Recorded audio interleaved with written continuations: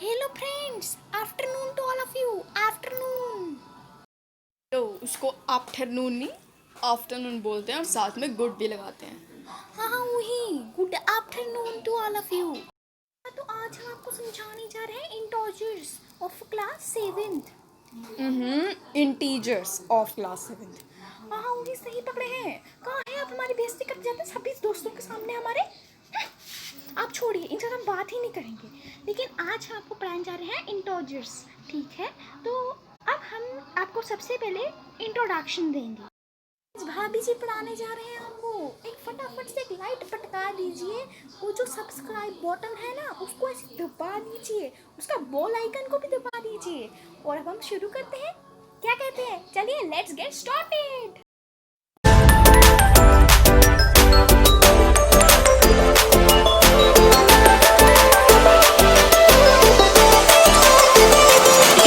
Guys, now our topic is integers. आज क्या है कि भाभी जी अपनी वॉइस में नहीं समझा सकते क्योंकि उनकी प्रोनाउंसिएशन कुछ अलग ही होती है। इंटीजर्स को ऑन टीजर्स बोलते हैं, तो वो अपनी सेकंड वॉइस यूज़ कर रहे हैं। So integers are the set of numbers that are made up of positive integer with negative integer in a number line. मैं ज़ीरो लिखना भूल गई। अब इसने बोला है कि इंटीजर्स वो नंबर्स होते हैं, ये एक सेट ऑफ नंबर्स होते हैं जिनमें क्या क्या होता है, जिनमें पॉजिटिव इंटीजर्स होते हैं, नेगेटिव इंटीजर्स होते हैं और ज़ीरो भी होता है। ठीक है, अब पॉजिटिव और नेगेटिव इंटीजर्स को आप बेसिकली बोल सकते हैं, पॉजिटिव इंटीजर्स को positive numbers and negative integers को नेगेटिव नंबर्स। अब पॉजिटिव नंबर्स क्या होते हैं, जिनके आगे कोई साइन नहीं होता है, या फिर आप एक सेकेंड जब मैं आपको एग्जाम्पल देती हूँ, जैसे कि 4, 5, इनके आगे पीछे कोई साइन नहीं लगा हुआ, लेकिन -4, -5 इनके इधर माइनस का साइन लगा है। दैट्स वाई हम इन्हें नेगेटिव इंटीजर्स कहते हैं। ये सब कहाँ पे होता है? Positive integers, negative integer, zero, ये एक नंबर लाइन में होता है। एंड नंबर लाइन क्या होती है, लेट्स सी। यहाँ पे मैंने ड्रॉ किया हुआ है, ठीक है, ये आप देख सकते हैं, इसे हम नंबर लाइन कहते हैं। अब नंबर लाइन में ही ये जो सारे नंबर्स आप देख रहे हैं, ये सारे इंटीजर्स हैं। Even zero is also an integer. And अगर हम इसकी डेफिनेशन दें तो आप यही कह सकते हैं, इट इज़ एन लाइन।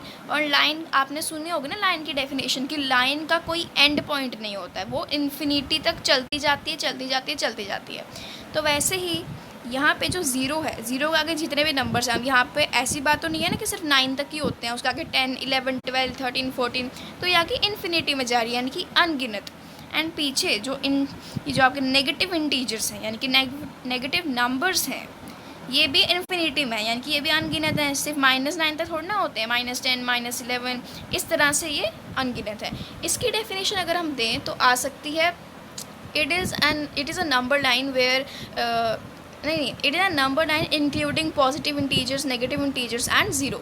ठीक है, ऐसा आपने इसके बारे में 6th में भी सुना होगा। अब यहाँ पे मैंने सारे इंपॉर्टेंट पॉइंट्स लिखे हैं। जैट अब ये देखो, जो ज़ीरो होता है वो भी एक इंटीजर होता है, उसकी कोई वैल्यू नहीं होती है।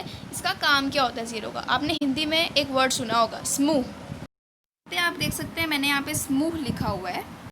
अब आपका पहला क्वेश्चन आया होगा कि स्मूह होता क्या है, व्हाट इज स्मूह? So it is an word which we use for dividing something. जैसे कि एक रेक्टेंगल है, ठीक है, ठीक है, इस रेक्टेंगल को मैंने अपनी इस लाइन से 2 पार्ट्स में क्या कर दिया है, कट कर दिया है। तो ये जो लाइन है, ये इस रेक्टेंगल को 2 पार्ट्स में डिवाइड कर रही है, ठीक है। अब इसकी जो फ्रैक्शन, तो एक फ्रैक्शन होगी ना एक तरह से, और इसी तरह से इसी को कहते हैं स्मूह। ये जो लाइन है इसे हम स्मूह कह सकते हैं, क्योंकि ये डिवाइड कर रही है एक रेक्टेंगल को 2 पार्ट्स में।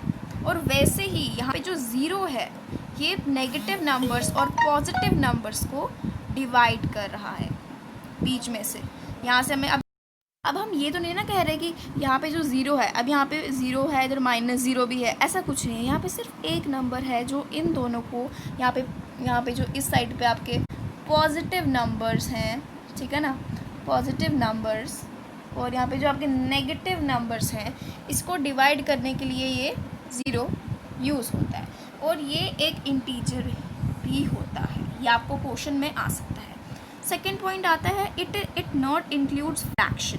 अब देखो, इंटीजर्स बेसिकली ये हो सकता है -8, माइनस, ठीक है, -8, -9, -7, 2, 1, इवन 0, कोई भी नंबर ले लो। लेकिन अब देखो फ्रैक्शंस क्या होते हैं, जैसे कि 2/3 हो गया, इसका हम देख लेंगे, है ना। इस तरह से कोई भी फ्रैक्शन 1/2, -2/2, -2, ठीक है। तो इधर ये आप बोलोगे कि मैम इसमें क्या है फ्रैक्शन, ये तो 2 इंटीजर्स है ना।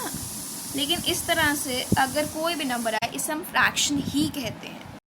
लेकिन नहीं, जिसमें इस तरह से अपॉन का आ गया होता है, यानी कि जिसको हम डिवाइड बाय कर, जैसे इसमें ये साइन आया हुआ है, इसमें भी ऐसा वाला साइन है, तो ये फ्रैक्शंस ही होती हैं, ठीक है। जैसे कि 3/2 है, तो यहाँ पे मतलब जैसे कि ये 3 है, तो इनमें से 2 पार्ट को मैंने शेड किया हुआ है, तभी मैंने यहाँ पे लिखा है 3/2। वैसे तो आप ये भी कह सकते हैं कि 2, 3, 4 ये भी फ्रैक्शंस हैं, क्योंकि इनके नीचे हमेशा 1 प्रेजेंट होता है। लेकिन ये तो एक नंबर्स है ना, मैं तो आपको इंटीजर्स की बात कर रही हूँ, तो ये सब इंटीजर्स है, इनके नीचे ऑटोमेटिकली कोई बाय 1 नहीं होता है। जब तक आपको क्वेश्चन में ऐसा नहीं आएगा कि बताओ कि ये इंटीजर है या नहीं, या फिर 3/2 बताओ कि ये इंटीजर है या नहीं, आप लिखोगे नो, क्योंकि ये एक फ्रैक्शन है और फ्रैक्शन का इंटीजर से कोई लेना देना नहीं होता। आई होप कि आपको सब समझ आ गया होगा। अभी मैं इसको ज़्यादा डिटेल में नहीं लूँगी, सिर्फ इतना याद रखिए कि जो इंटीजर्स होते हैं ये वो नंबर्स होते हैं जो नंबर लाइन में इंक्लूड होते हैं, जैसे कि positive numbers, negative numbers and zero. उसके बाद आप लिख सकते हैं, ये वाला कंसेप्ट भी आपको क्लियर होगा, इट नॉट इंक्लूड्स फ्रैक्शन, यानी कि फ्रैक्शन इसमें इंक्लूड नहीं होती है। 0 इज़ ऑल्सो एन इंटीजर, तो आपको ये भी याद रखना है। एंड जो मैंने स्मूथ का कंसेप्ट लिया था, ये आपने कहीं पे लिखना नहीं है, यहाँ पे आपको कोई क्वेश्चन नहीं आएगा, ये आपने अपने दिमाग में हमेशा से याद रखना है। स्मूथ की एग्जांपल इसलिए दी, अगर आपके दिमाग से कभी भूल जाओ, आप लिखो कि नो मैम 0 को इंटीजर नहीं होता है। लेकिन अब आपको इस स्मूथ के कंसेप्ट से 0 समझ आ गया होगा कि 0 भी एक इंटीजर होता है। क्यों? क्योंकि ये डिवाइड कर रहा होता है इधर पॉजिटिव नंबर्स को एंड इधर नेगेटिव नंबर्स।